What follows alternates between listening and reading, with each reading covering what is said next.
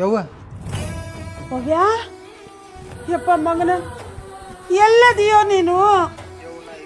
ಹುಬ್ಳ್ಯಾಗದ ನೀವು ನಿನ್ನ ನೆನಪಾತ ಅದಕ್ಕೆ ಫೋನ್ ಮಾಡಿ ನೀವು. ಅದು ಅಪ್ಪನ ಮೇಲೆ ಸಿಟ್ಟಿಗೆ ಹಂಗೆ ಬಂದ್ಬಿಟ್ಟು ನೀವು.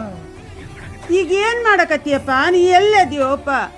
ದೊಡ್ಡ ಆಫೀಸ್ನಾಗ ಕೆಲಸ ಸಿಕ್ಕತ್ ನನಗೆ. ಇಲ್ಲಿ ಏನಿಲ್ಲ, ಎ ಸಿ ಒಳಗೆ ಕಾಲ್ ಮೇಲೆ ಕಾಲ್ ಹಾಕೊಂಡು ಕುಂದ್ರದು ಅಷ್ಟೇ. ಸಿಕ್ಕಾಪಟ್ಟೆ ರೊಕ್ಕ ಮಾಡ್ಕೊಂಬರ್ತಾನೆ ಈಗ.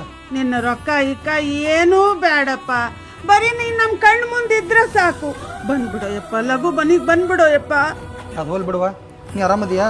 ನಾ ಹೆಂಗಾರ ಇರ್ವಲ್ ನಾಕೋ ಮಗನ, ನೀ ಹೆಂಗದಿ ಹೇಳು? ಹಾಂ, ನಾನು ಆರಾಮದೀನಿ. ಅಪ್ಪ ಹೆಂಗದಾನು? ನಿಮ್ಮಪ್ಪ ನೀ ಹೋದ್ಮೇಲೆ ಬರೀ ಚಿಂತೆನೆ ಮಾಡಕತ್ತಾರ. ಸರಿಯಾಗಿ ಊಟ ಮಾಡವಲ್ರು, ನಿದ್ದೆ ಮಾಡವಲ್ರು, ನಿನ್ನ ಚಿಂತೆಯಾಗ ಕೊರಗಾಕತ್ತಾರ.